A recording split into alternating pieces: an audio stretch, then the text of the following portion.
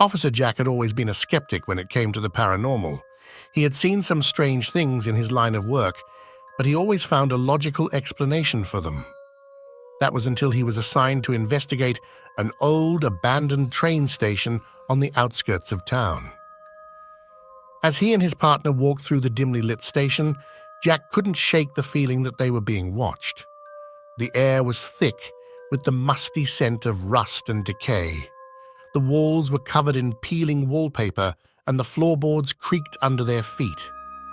It was clear that no one had been here in years.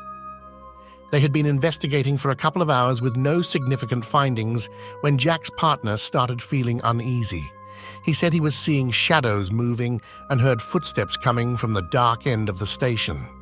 Jack didn't believe him and asked him to calm down. But soon, Jack's senses were also heightened by the sound of his own heartbeat echoing through the empty station. As they walked further into the darkness, they began hearing the sound of an old train whistle. It was so loud, it felt like it was coming from everywhere.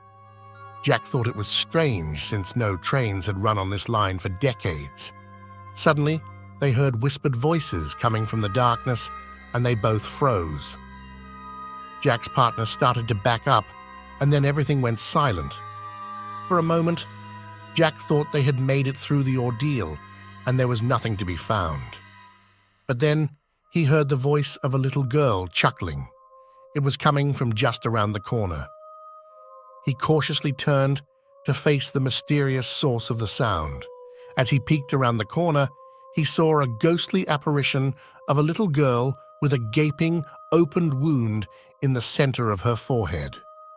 She was smiling, but there was a cold, eerie energy emanating from her.